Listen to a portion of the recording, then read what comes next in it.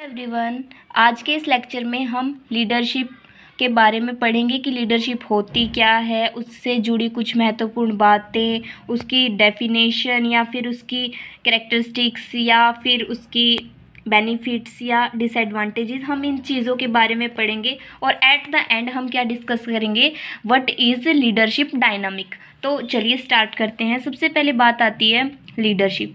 Leadership एक ऐसी चीज़ है जिसके द्वारा एक जो लीडर होता है ना, वो अपनी टीम को इस तरीके से इन्फ्लुएंस करता है, बहुत अच्छे वे में, एज अ पॉजिटिव वे वो अपनी टीम मेंबर्स को इन्फ्लुएंस करता है ताकि वो वैसा ही करें जैसा एक नेता चाहता है।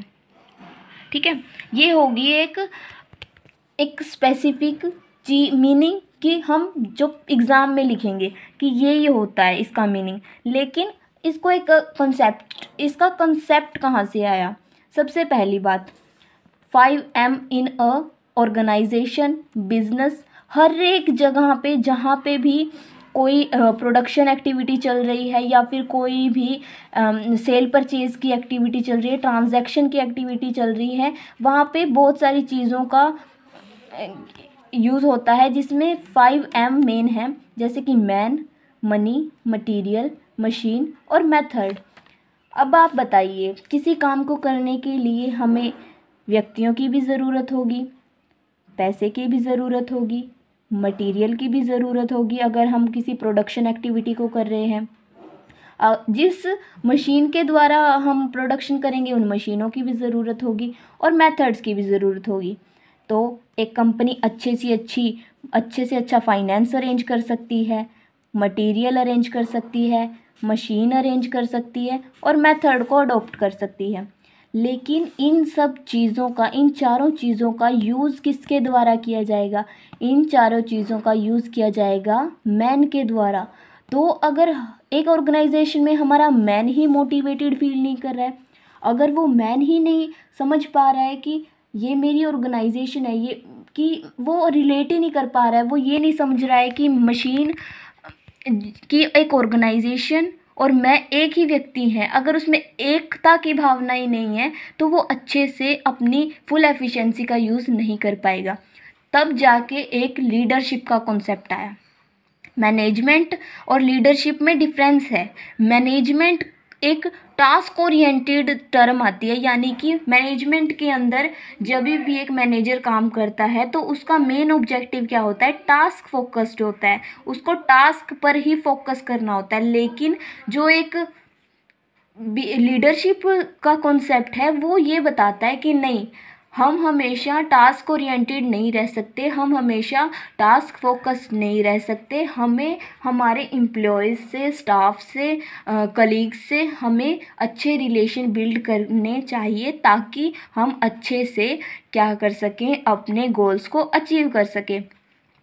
तो यही बात बताती है कि मैन अच्छे से अगर हम मैन को मोटिवेट करेंगे, सेटिस्फाई करेंगे या फिर उन्हें एक ऐसी पोजीशन देंगे, उन्हें मतलब इम्पोर्टेंस देंगे कि उनका भी कोई रोल है हमारी ऑर्गेनाइजेशन में, तब जाके वो अच्छे से काम करेंगे और तब जाके ही हमारे ये चार जो फैक्टर्स हैं वो अच्छे से यूटिलाइज हो पाएंगे।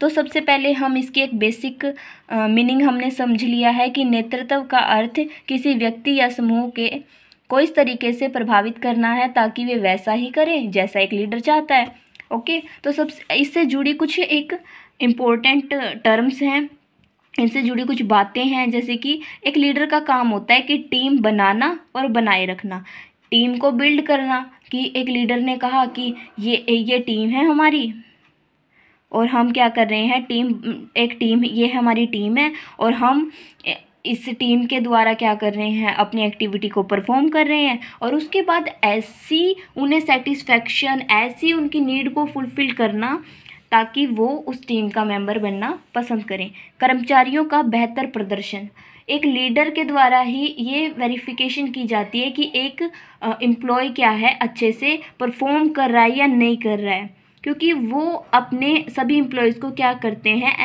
एनालिसिस करते हैं उनका। ठीक है, एनालिसिस करते हैं मतलब वो उनके डे टू डेज एक्टिविटीज़ को देखते हैं, उनके इंटरेस्ट को जानने की कोशिश करते हैं।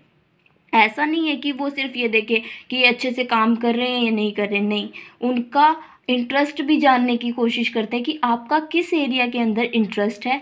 अगर वो उनका इंटरेस्ट किसी ऐसे एरिया में है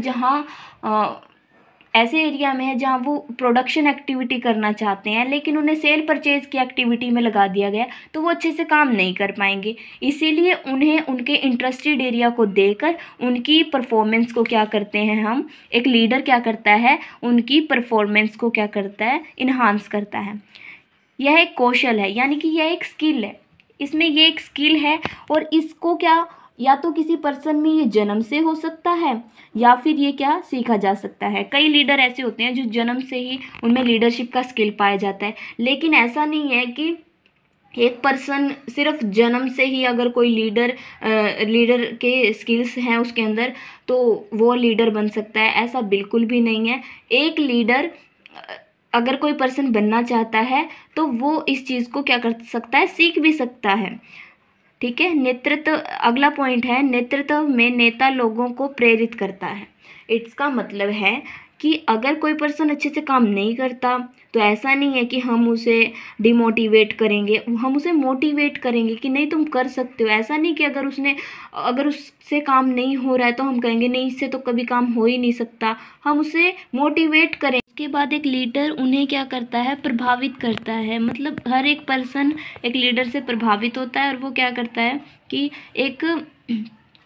उन्हें प्रभावित करके उन्हें सशक्त बनाता है, यानी कि उनकी पर्सनैलिटी, उनके हर एक चीज़ में क्या करता है, डेवलपमेंट करने की कोशिश करता है, उनकी पर्सनैलिटी में, उनके लाइफस्टाइल में क्या कर इन्हांस करने की कोशिश करता है। अगला पॉइंट है, रोल मॉडल का कार्य करता है। यानी कि एक लीडर है, अगर वो अच्छे से काम कर रहा है तो वो हर एक के लिए रोल मॉडल हो सकता है। रोल मॉडल का मतलब होता है कि हर एक पर्सन उसको एडमायर करता है। अपनी टीम, एक ऑर्गेनाइजेशन में हर एक मेंबर उसे क्या करता है, एडमायर करता है, उसको उसके जैसा बनना चाहता है। ठीक है, वो एक रोल मॉडल होता है कि हम इस पर्सन के जैसा बनना चाहेंगे। समुदाय के उद्देश्यों को हासिल करने में योगदान देता है। यानी कि एक ऑर्गेनाइजेशन है, ऑर्गेनाइजेशन में क्या होता है, ऑर्गेनाइजेशन में कुछ ऑब्जेक्टिव सेट किए जाते हैं। हर पर्सन, एक जो टीम होती है ना, वो उन सिमिलर ऑब्जेक्टिव को अचीव करने के लिए बनाई जाती है। तो एक जो टीम है उसके जो ऑब्जेक्टिव है उनको हासिल करने में एक लीडर का जो है बहुत ज़्यादा योगदान होता है, क्योंकि वही एक पर्सन है जो अपने टीम मेंबर से क्या करता है, काम करवाता है। समूह के लिए नीति बनाता है। इसके अंदर वो नीति यानी कि पॉलिसीज़ बनाता है कि किसी काम को करने का बेस्ट तरीका क्या हो सकता है, नीतियाँ बनाता है, नियम बनाता है, ये सारी काम करता है। फ्लेक्सिबिलिटी इन नेचर, इसके अंदर क्या होता है कि एक लीडर का जो स्टाइल है ना वो फ्लेक्सिबल होना चाहिए। ऐसा नहीं है कि मैं एक ऐसी धारणा बना के चलूँ कि नहीं मैं तो अपने स्टाइल में चेंज ही नहीं करूँगा। हर एक पर्सन, हम नहीं जानते कि कोई पर्सन किस तरीके से मोटिवेट होता है। किसी को फाइनेंस की ज़रूरत होती है, मतलब फाइनेंस चाहता है कि वो उसकी सैलरी इंक्रीज़ हो जाए, उसे टाइम टू टाइम सैलरी मिले, बोनस मिले, वो सारी चीज़ें उसको मोटिवेट करती हैं। कई पर्सन ऐसे होते हैं जिन्हें नॉन फाइनेंशियल, जैसे कि उनकी पोजीशन को बढ़ाओ, उन्हें सम्मान दो, या फिर उन्हें ऐसा ना लगे कि उनका कोई रोल ही नहीं है, उन्हें डिसीज़न मेकिंग में इंक्लूड किया जाए, है ना। ऐसी चीज़ें एक पर्सन को मोटिवेट कर सकती हैं। गुड रिलेशनशिप बिल्डर, इसके अंदर क्या होता है कि गुड रिलेशनशिप बिल्डर, यानी कि एक पर्सन, एक लीडर के अंदर ये क्वालिटी होनी चाहिए कि वो गुड रिलेशनशिप बिल्डर होना चाहिए। ऐसा नहीं है कि वो मतलब वो अच्छे रिलेशन ना बनाना पसंद करता हो। एक लीडर के लिए ज़रूरी है कि वो अच्छे से सबसे बात करे, उनकी समस्याओं को समझे, उनकी जो निजी यानी कि पर्सनल लाइफ की प्रॉब्लम है उनको भी समझे, उन्हें सॉल्व करने की कोशिश करे। क्योंकि अगर एक पर्सन की पर्सनल लाइफ अच्छे से नहीं चल रही है तो वो अपना वर्क प्लेस पर भी अच्छे से परफॉर्म नहीं कर पाएगा। तो एक लीडर को चाहिए कि गुड रिलेशनशिप बिल्डर हो, अपने एम्प्लॉयज़ के साथ अच्छे रिलेशंस बनाए। अब इसकी डेफिनेशन देख लेते हैं। Leadership is the ability to guide and influence a group of people to achieve a common goal. जैसा कि हमने पहले ही पढ़ लिया है कि leadership is the ability, leadership एक ऐसी योग्यता है जो क्या करती है, गाइड करती है और इन्फ्लुएंस यानी कि प्रभावित करती है एक ग्रुप को, जो व्यक्तियों का एक समूह को प्रभावित करती है to achieve a common goal, एक समान उद्देश्यों को प्राप्त करने के लिए क्या करती है, उन्हें मोटिवेट करती है, गाइड करती है। तो ये होगी इसकी डेफिनेशन। नेक्स्ट वीडियो में हम इसके कैरेक्टरिस्टिक्स, बेनिफिट्स और डिसएडवांटेज को कवर अप करेंगे। Thank you everyone.